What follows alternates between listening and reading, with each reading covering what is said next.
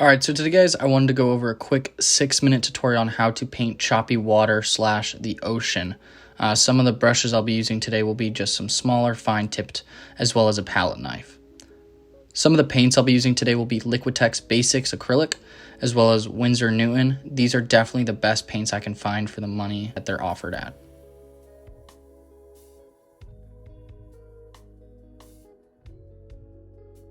Make sure to give your canvas a watered down acrylic base. This is definitely going to make your painting process much easier in the long run.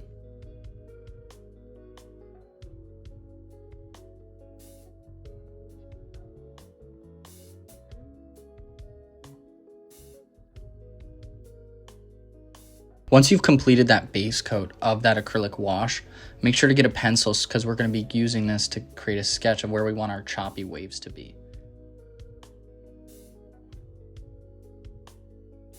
Once you've added a line in the middle of your canvas, we're going to start adding those choppy waves. To start off the sketch of these waves, we're going to make sure to add the bigger waves up in the front and then work our way back to the smaller waves where that line is. This is going to create a great atmospheric perspective for your viewer.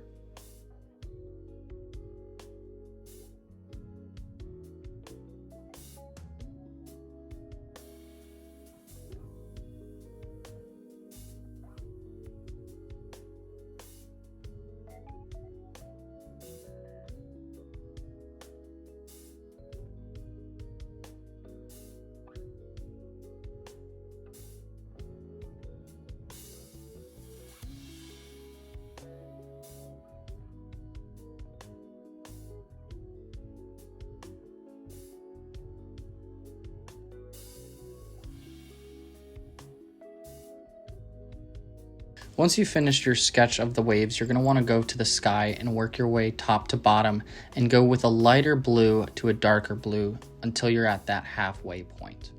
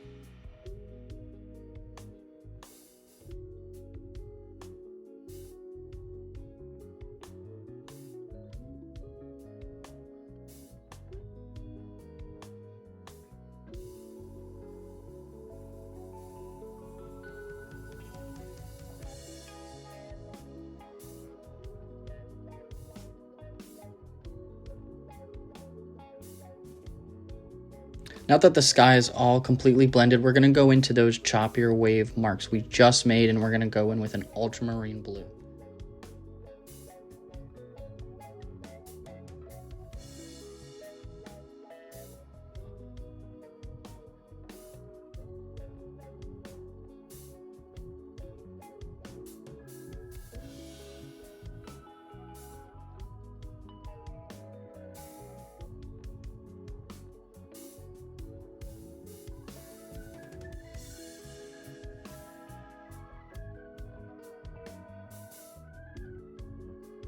Once you've painted over all the sketch marks, we're now going to go in with a darker ultramarine blue and black mixture.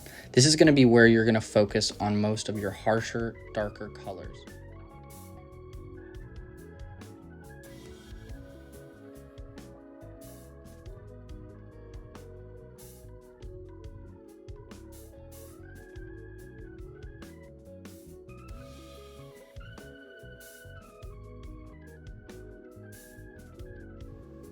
After finishing up those darker tones, we're going to want to go in with an ultramarine blue and nuanced blue and give a good blend towards the sky. We want to leave those white highlights up in that top left corner where I put them.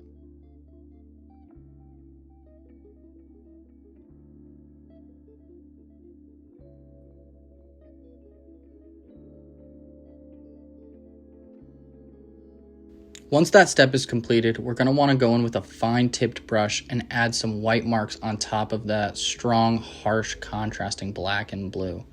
This is going to create that wave effect that we were talking about earlier. And finally, I'm finishing off with my darkest dark mixed with black and ultramarine blue. All I'm doing right now is using my square tipped brush and using thin lines of the darker ultramarine and black combination.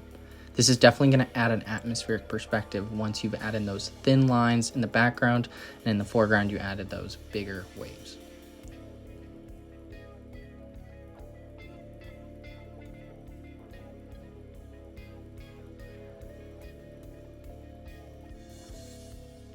Thank you guys for watching. I hope this was an easy tutorial on how to paint water.